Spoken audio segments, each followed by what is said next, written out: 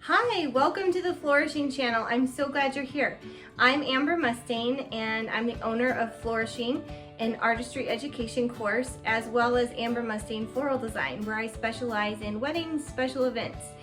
I have been in the floral industry for 25 years and I've done everything from wash buckets to install huge installations. I've owned a retail shop as well as a floral studio where I really focus just on weddings and events. So today I wanted to give you tips on how to go to the grocery store and pick some individual flowers and then put them together in a wrapped bouquet. This is great for a friend that you want to give them an arrangement, but you already know they have tons of vases. Nobody needs more. Just go to Goodwill. You can see all the vases that people turn in all the time. So I'm going to take you step by step on how to process the flowers when you get home, as well as how to put them together in a beautiful bouquet that your friend can just recut, stick in a vase, and have a beautiful arrangement. Now I'm going to show you how to process each of the flowers that I picked up. I did get these at the wholesaler, but a lot of these varieties you can get at the grocery store.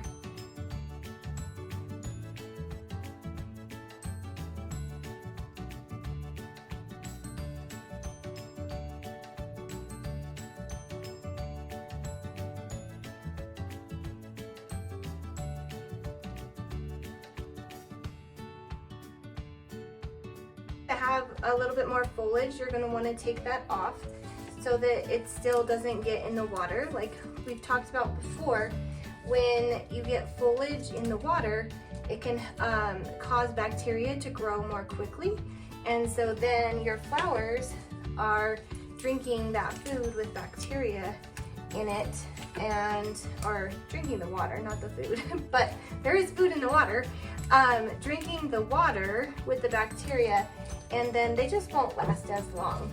So just pick all that off. Same thing for these beautiful mums. And then I do have some oriental lilies.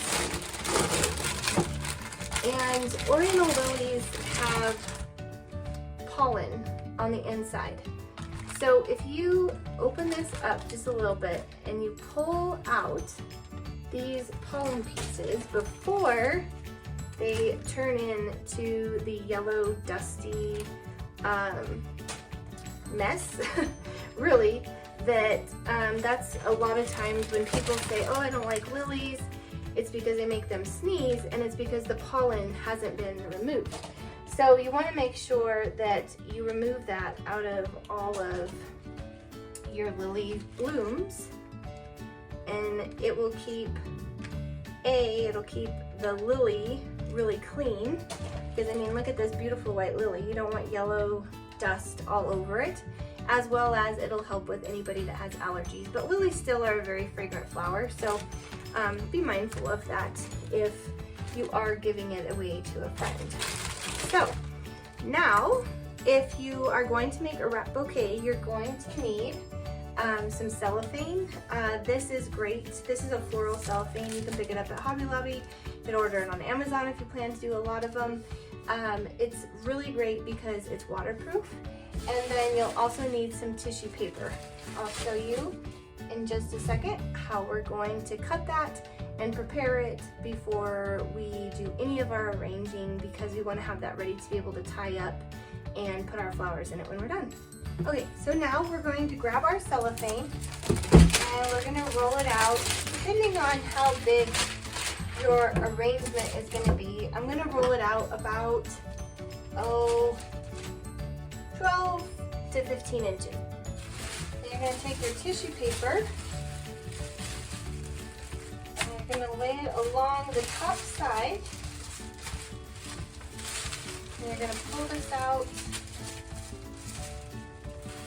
and you're going to fold it over so that you get two triangles like that. So you'll place your arrangement in here, and then we're going to wrap it. And then as well, you want to get your ribbon ready right now too. So I have this pretty pink ribbon that I'm going to use with this, and I'll just get that cut and I'll put that there. So I'm all ready to go when I have the wrap bouquet all done up. Okay, for this arrangement, they wanted it to be very fragrant, so I got the oriental lilies that I showed you earlier, these, as well as this beautiful freesia. It has a wonderful scent, and chamomile. So now, when you start your wrapped bouquet, you kind of want to think about the arrangement that you, or the vase that you want to put it in. So for this, since I have lilies, I'm going to create it to be a little bit taller, assuming that someone's going to have probably like a 7 to 9 inch vase. I like to have all my stuff prepped and ready to go. So these items, this is a status. It's a very small status, and it has laterals that you can pull off. That way you can place them in there and they're not as chunky. So I'm going to pull those apart first so that I don't have to worry about doing that when my hands are full with the arrangement. And then that way too, you just have more options when you're designing what you're gonna pull from. And then the chamomile, I'm gonna make sure that I have all the foliage off that could get in the water, and that it's pulled apart because it gets really tangled together. And then some of the laterals are a little too short, but I'm just gonna take them off. That way it doesn't get too chunky in the middle of my arrangement that I'm making. Then I also have these beautiful mums. I got freesia. We have salal tips, pittosporum. This as well, I'm going to make sure that I clean off my foliage for all of these so that they're ready to go when I place them in. And then I got these really pretty spray roses. I loved the coloration of those, especially with a little pop of purple. Just really makes it really contrast it. All right, and I'll take off the foliage of a couple lilies. Okay, I'm gonna start with these lilies because they're the most full and they have the most laterals coming off of them, and this can just help to determine how your bouquet is going to look.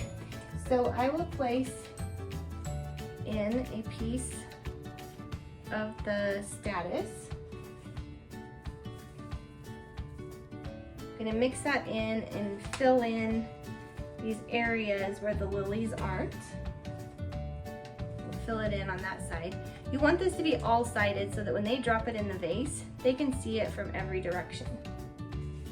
And then I'll just place the roses evenly around. Since I have 3 of them, just place those around. And then I have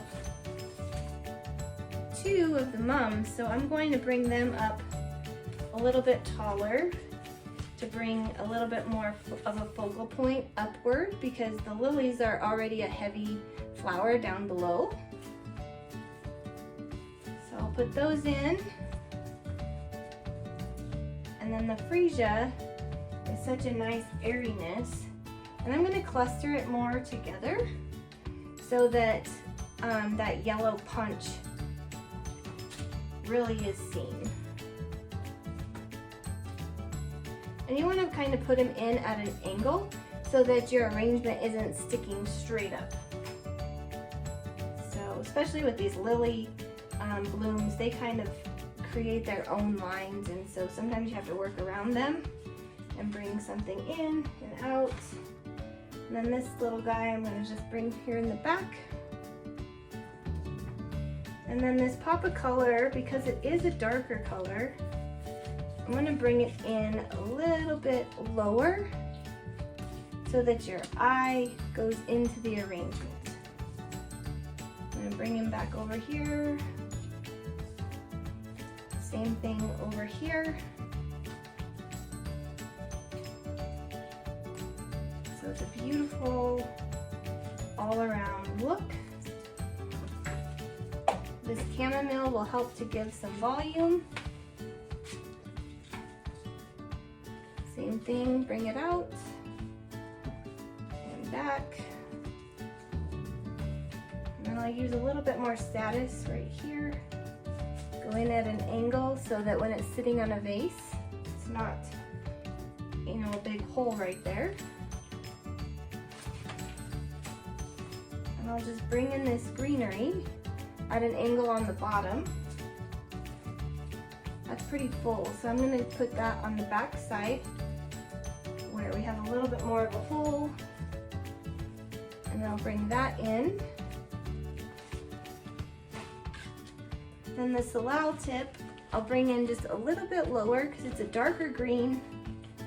So that'll bring your eye in a bit more and give the arrangement some weight down low.